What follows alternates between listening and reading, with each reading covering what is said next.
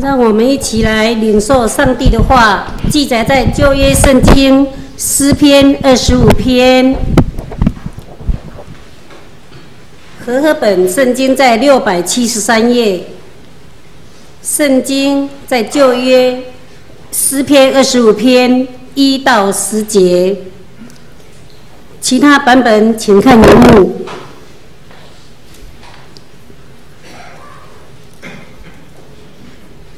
耶和华，我的心仰望您，我的神啊，我素来依靠你，求你不要叫我羞愧，不要叫我的仇敌向我夸胜。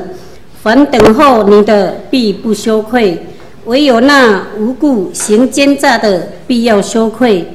耶和华，求你将你的道指示我，将你的路教训我。求你以你的真理引导我，教训我。因为你是救我的神，我终日等候您。耶和华，求你纪念你的怜悯和慈爱，因为这是亘古以来所常有的。求你不要纪念我幼年的罪嫌和我的过犯。耶和华，求你因你的恩惠，按你的慈爱纪念我。耶和华是良善正直的，所以他必指示罪人走正路。他必按公平引领谦卑人，将他的道教训他们。凡遵守他的约和他法度的人，耶和华都以慈爱、诚实待他。以上，请本堂许传道来讲道，题目是恩典之路。恩典之路。我们一起同心来祷告。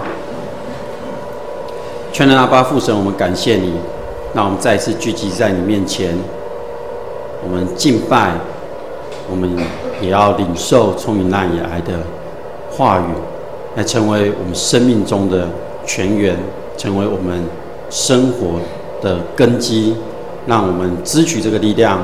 求主你让我们每个人打开心，让你的话语进入到我们的心中。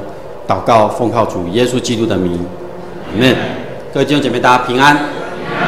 很难得有一个2月28的一个4天的连假，我想有些人可能已经安排好这几天要去做什么，或者是我们有些人有返回中南部，也有些人回到桃园来。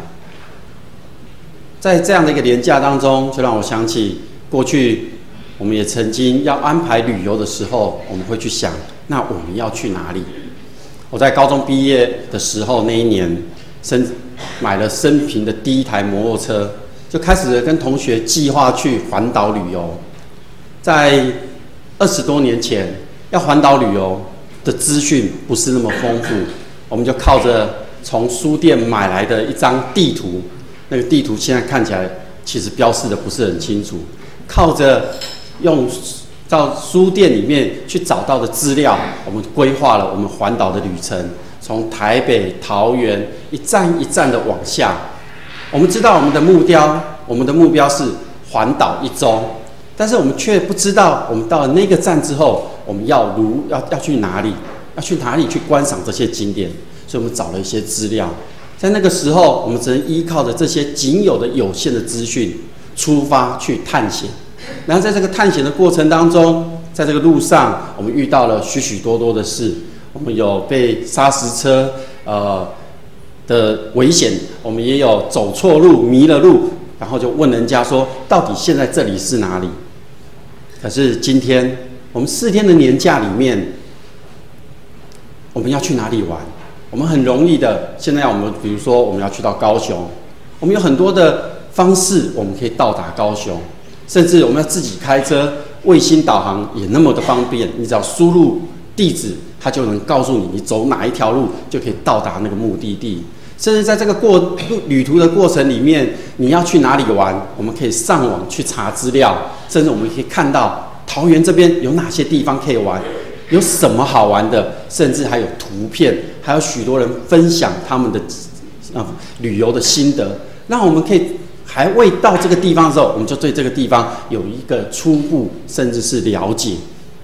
因为这样，过去我们要出门，虽然我目标知道了，但是我们走的却是一个未知的旅程。现在我们知道那个目标一样，但是我们可以知道，这沿途我们有很多丰富的东西，我们可以去观赏，我们可以去拿取。今天的经文是大卫所写的诗，他在今天我们读的这段经文里面，看起来好像大卫那个时候的心情非常的沉重。到底大卫那个时候发生了什么事？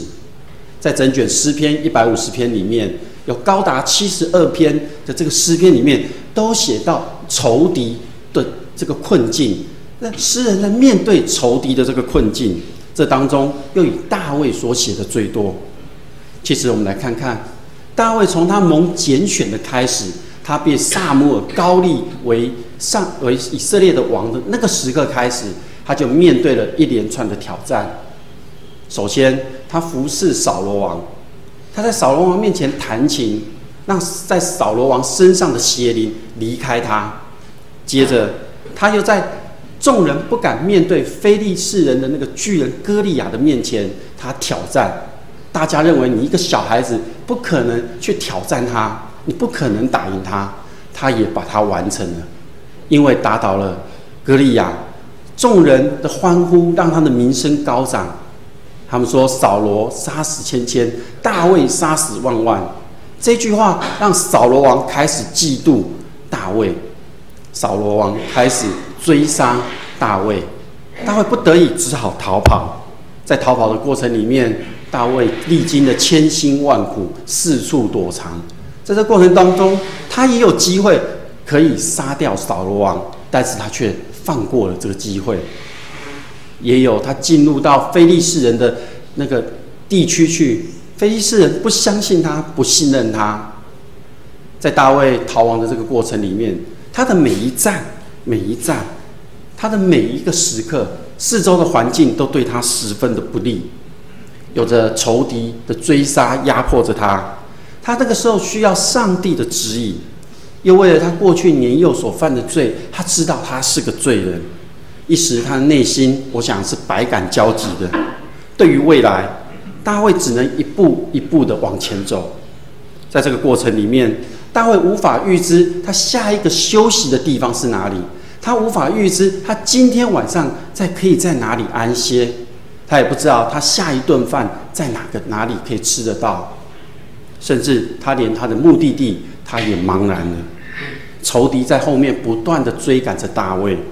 大卫在这个时刻，他求神保守他，免得让敌人得胜了。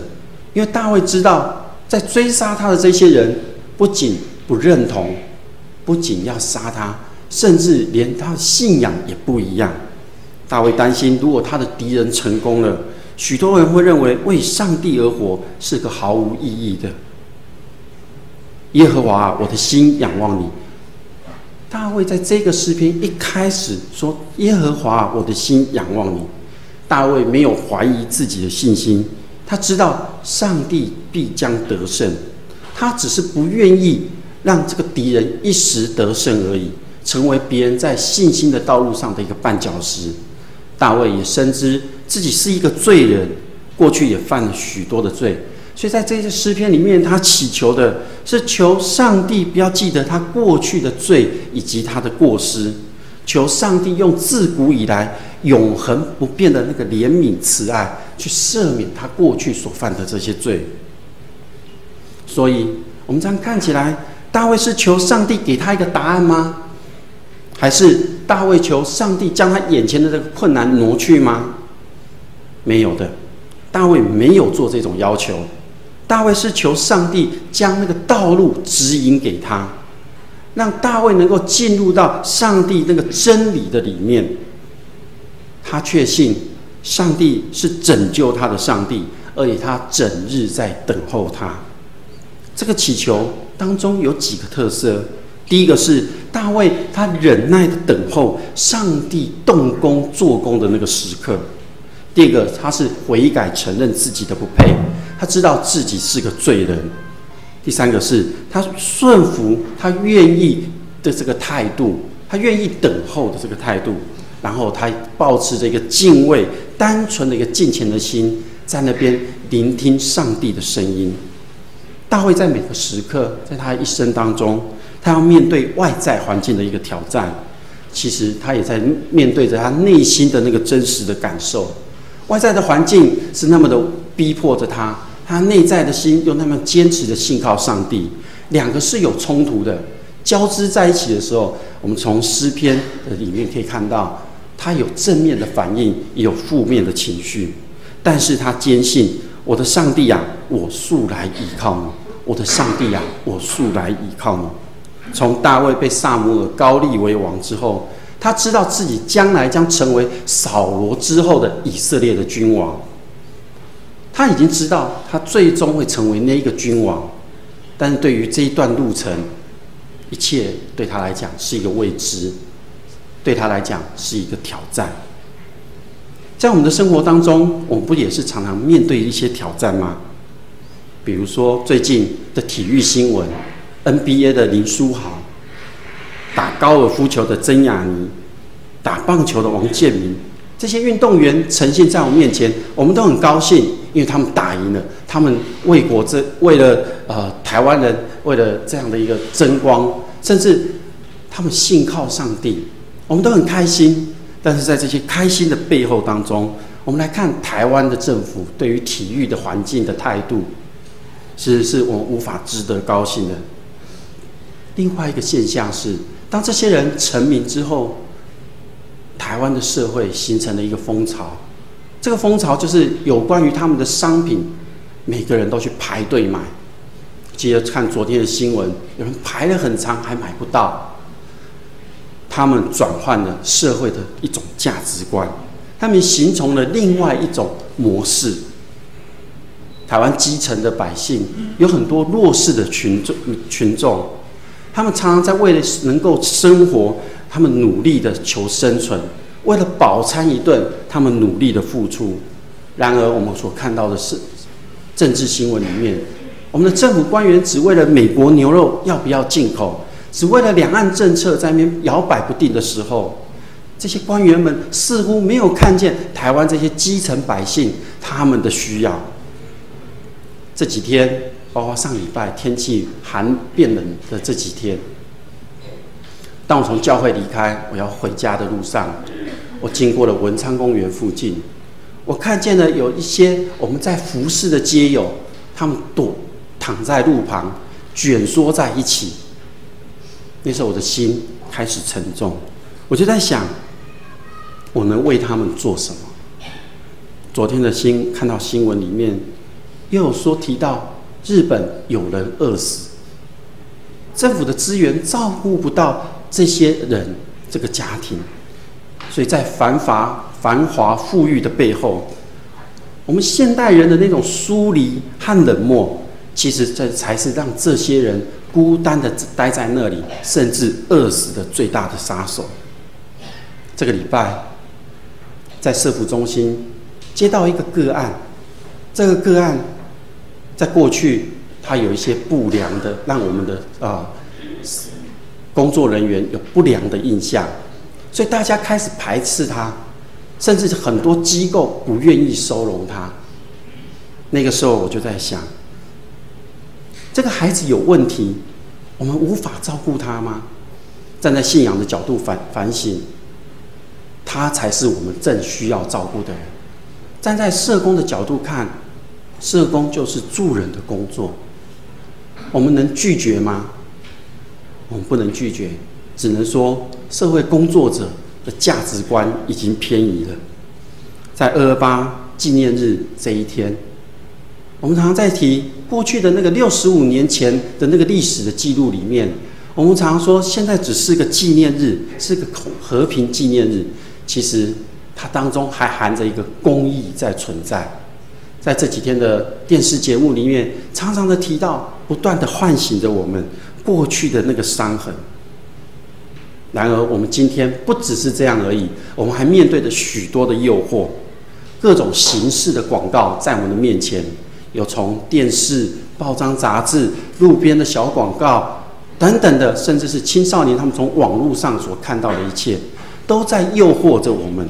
让我们有上百种的一个选择要进入，选择要买哪些东西。还有来自各种不同的宗教团体、政党，他们都要让我们去认同某种信念，这些都是在吸引我们向他们靠近。除此之外，我们还要关心我们自己的工作、金钱、家庭，在这些方面里面，我们已经开始迷惑了我们人生的方向到底是如何。所以当有人告诉我们你应该走这一条路才是正确的时候，我们开始怀疑。身为上帝的儿女的我们已经有那个永生的一个确据，我们有着基督徒的一个身份，我们对未来的道路我们还是没有方向吗？我们对于我们即将要走的道路我们还怀疑吗？所以如果你发现自己现在有这样混淆的状况，会有好几条路可以选择的时候，请记得今天的经文里面有讲的，上帝向谦卑的人指引他的方向。上帝向谦卑的人指引他的方向。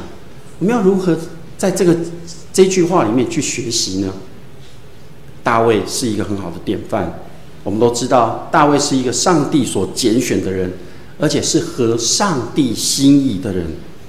大卫在他的一生当中，他所流露出来的信心，就是他不断的等候上帝。这个等候，大卫明白这个谦卑真正的意思是什么。他知道以色列的君王，真正的这个君王是上帝。而大卫他成为以色列君王，是因为以色列人的那个需要愿望，上帝满足了这些以色列人。所以上帝先选立了扫罗，之后又高立了大卫成为以色列的君王。无论是君王还是百姓，每一个人都是在上帝的主权之下，都在上帝的律法之下。所有的百姓不论贫贱富贵，在上帝的面前都是一样的待遇。上帝给大卫的恩典不单单只是战胜非利士人、亚门人、亚兰人，他也使以色列的国家强盛。大卫所展现出来的，让我们所看到的，他是一个信心坚固，而且是一个敬畏上帝的人。因此他也受到以色列百姓的喜爱。大卫遵守上帝与以色列所立的约，就是从那挪亚开始的彩虹之约，亚伯拉罕是万国之父应许的约，西乃山上的十诫的约。上帝更在这个时刻应允大卫要做永远的一个王。这个永远的王是指大卫的子孙后裔都是成为君王。所以在诗篇89篇第3章第3节到第4节里面，有清楚的提到这个约。他说：“我与我拣选的人立了约，向我的仆人大卫起了誓，我要建立你的后裔直到永远，要建立你的宝座直到万代。”大卫很清楚明白，所以当大卫即将要死之前，他也提到上帝与我立一个永远的约，这个约让凡事坚固，关乎他一切所有的救恩和大卫一切所想要的。大卫遵行上帝的律法，虽然大卫曾经犯过罪，与巴示巴通奸，但是他经过先知拿单的提醒之后，大卫悔改认罪，心甘情愿地接受上帝的惩罚。所以上帝在他一生当中以信实和慈爱对待他。大卫的一生和他所做的事情都给以色列人留下了一个深刻的印象。因此在后来的每一个朝代，每一个王朝里面，当那个国家遇到灾难的时候，以色列的百姓都渴望有一个贤能的君王出来带领着他们，都会期待着大卫的子孙当中有像大卫一样的领袖来出现。大卫当时可能无法完全的明白知道上帝的恩典那个意思是什么，但是大卫明白他的一生的道路都是由上帝所带领的。虽然我们知道以色列国后来灭国，但是现在已经复国了，这就是上帝的恩典与祝福。那我们要领受的恩典到底是什么呢？以色列人到现在还在等待弥赛亚的来临，但在座的各位弟兄姐妹，我们却是有福气的人。耶稣说：“我就是道路、真理、生命。”所以我们所领受的恩典是何等的大！我们已经知道要相信耶稣，所以当你相信耶稣的那个时刻开始，你就有一个永生的救恩。当你相信的时候，你口里承认，心里相信的时候，那个就是一个起点。这个起点已经开始了，你也知道那个终点是什么，就是一个有永生的一个盼望的一个确据。你已经有了开始，你也有了一个目的地了。然而在这一段路当中，你要如何来走？你要用什么样的方式来走呢？你知不知道你应该如何规划这一段路程？你看得见下一站在哪里吗？你知不知道在这段路程当中，你所会面对的挑战是什么吗？你会不会害怕，不知道该如何来面对呢？前阵子新闻报道，刚好在新眼光2月20号里面有讲到一个新闻的报道。他说有一个老先生，他要开车上高速公路，然后到北部来找他的儿子。然后他的太太呢很不放心，因为他一个人开车，而且呢那个车子上面的收音机呢坏掉了，他无法知道那个路况，所以这个老太太呢就很担心这个老先生他不知道高速公路上面的路况呢，所以他就在家里呢把收音机打开来去听那个路况的报道。然后他想，如果我听到了呢有什么路况报道，我就赶快用手机呢来联络，让我的先生知道。好了，这个老先生开车上路了，他开上路了。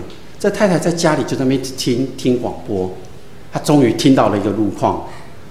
这个路况，他说高速公路呢有一辆车呢逆向行驶，他就很着急，赶快打电话给他先生，因为刚好是他先生要北上的这段路。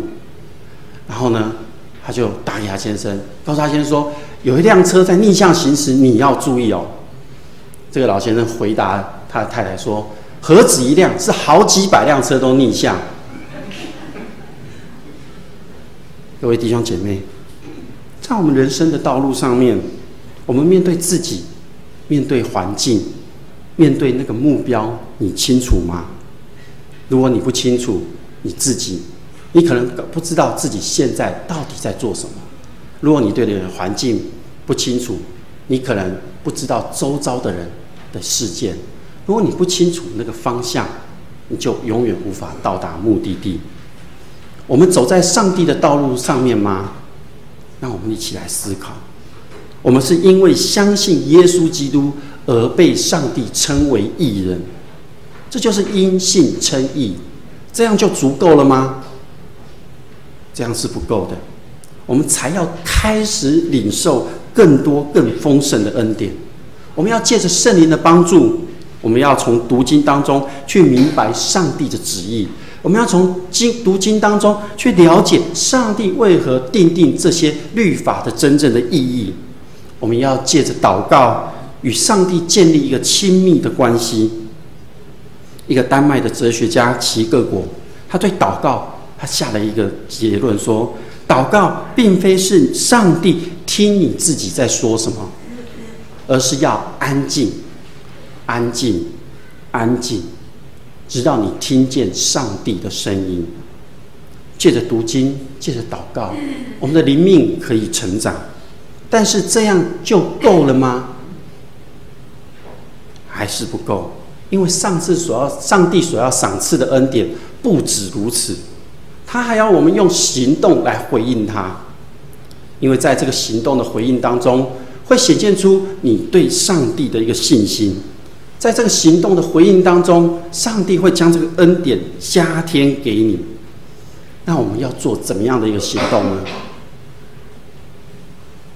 我们要做的行动就是传扬福音，也就是宣教的行动。在我们教会里面，我们有许多的事工，都是各位弟兄姐妹可以参与的一个传扬福音的事工。生命教育的课程，我们到国中、国小里面去教课，我们有主教老师，有助教老师。我们在整个学年里面，我们陪伴他们，将生命教育的教材教导他们。这教材里面就包含了一个信仰、价值等等的一个东西在里面。这会改变青少年他们的生命，会让他们的价值观开始改变，会让他们开始有一个不一样的一个思考的方向。我们也到文昌公园里面做医疗的关怀等等，10点半我们今天就有。我们到那里是在关心在这个社区里面，在文昌公园聚集的那些人，他们的身体，有人的病痛来到医生的面前，医生来询问他们，给他们一些建议，但是他们也会介绍他最好的医生，就是主耶稣，让耶稣来医治他们的肉体心灵上面的疼痛。我们也有环境清洁，在公园里面打扫，我们在打扫的过程里面，让他们知道我们是真正的在关心我们居住的这一块土地。我们的打扫的同工们去到那里，那里的坐在那里的人，他们就说：你们扫的比清洁队还要干净，还要认真。让他们知道我们所付出的不是做表面的。我们还有安家食物银行的物资发放，我们是在关心那些临时家庭断炊没有东西可以吃的，我们来关心他们的需要。我们要成为他们的希望，引领他们得到上帝的祝福和恩典。我们还有到少年抚育院去关心那些行为已经偏差的孩子们。我们借由圣经，我们借由一些故事来引领他们走在到上帝所喜悦的道路上面，也要他们一生不偏离。我们也关心恩友的身心灵，也就是一些街友。我们不只关心他的肉体的需要，我们也从他们的回应的行动当中，我们看见了他们的改变。过去他们是来听我们的分享，然后领了一个餐盒，一个爱餐。到现在他们进来，他们的服装会很整齐，甚至今天他们要跟我们的环境清洁组一同去到文昌公园去打扫。他们从领受到现在的付出，我想这些都是我们每位弟兄姐妹可以参与的。教会在宣教方面，嘉光福音中心也已经在龙安街开设了。我们不单单只是去龙安街嘉光福音中心那边去做礼拜而已，我们更要在那个地方来关心那个社区。我们在社区里面要布道，要关怀那些居住在那里的居民们。这些事工只有如此而已吗？不，我们每位弟兄姐妹，在你的生命的当中，在你的生活的每一个时刻，在你所接触的每一个人里面，你都可以继续的做这样宣扬福音的工作。这就是上帝要我们回应他的行动。我们每一个人都可以参与在这当中，因为我们所做的是为上帝而做的，我们没有其他的目的，不是为了某个人，不是为了什么事，我们单单只是为了回应上帝的恩典。从1998年我认识上帝之后，进入到教会，回首过去这段日子里面，我看每一个时刻，在我生命中的这个时刻，都有上帝的恩典。一路从未信到初信，到认识，到进入服事，进入神学院，到全职，这一路上都有上帝的带领。这一路上其实也很辛苦。我常常用我在台神读书的时候的那个艰辛的路程，就是以台神大门口进入到教室那段路，那是一个上坡，是一个很陡的上坡。常说在走那个坡的时候，好像是就在走信仰的道路一样，你需要非常的用力。当下课结束要离开学校的时候，它变成一个下坡，它会快速的让你往下跑。我们的信仰也是这样，常常你需要很用力的往前走，也常常你可以很轻松的就到达门口。过去都有上帝的恩典的陪伴，我们每一个弟兄姐妹也一样，在你的生命当中的每个时刻，上帝都陪伴着你们，都有着那个恩典。我们不只是再像过去一样，我们只凭着一个地图，我们就出发往前走。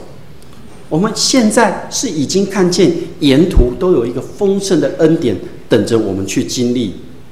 那就是因为我们确立了我们人生的目标是有耶稣的带领，所以从你相信到永生的这个盼望的这个最终的目的地中间的这一段路程，当你确信了，这就是一条恩典之路。上帝早已经和我们立约，也将那个丰盛的恩典赐给我们。那我们每位弟兄姐妹，你要用怎么样的一个传福音的行动来回应上帝呢？诗篇25篇第8到第10节，耶和华是良善正直的，因此他必教导罪人走正路，他要按公平引领谦卑的人，将他的道指教他们。凡遵守他的约和他的法度的人，耶和华以慈爱信实待他。从今天起，我们就用行动来回应上帝。我们一起同心来祷告。全能的父神，我们感谢你，感谢你在我们每位弟兄姐妹生命的每一个时刻，你都陪伴着我们，你都与我们同在。那我们过去的生命，我们都知道，我们都是走在上帝你为我们预备好的道路。对于未来，我们已经确信那个未来的目标是有永生的一个确据，虽然还看不见，但是我们知道，我们依然往前来奔走，在这未来的道路上面，我们会经历困苦艰难，我们有顺境，我们有逆境。但是我们知道，主你有丰盛的恩典等着我们去经历，等着我们去支取。愿你祝福看顾我们每位弟兄姐妹，在他们的信仰道路上面，每一个人都确信这是一条恩典之路。愿主看顾我们未来的道路。我们这时要用主耶稣你所教导我们的新的诫命，我们以同心来回应你的爱。你要尽心、尽性、尽意爱主你的上帝，这是诫命中的第一，且是最大的。其次也相仿，就是要爱人如己。这2条诫命是律法和先知一切总。我赐给你们一条新命令，乃是叫你们彼此相爱。你怎样爱你们，你们也要怎样相爱。你们若有彼此相爱的心，众人因此就认出你们是我的门徒了。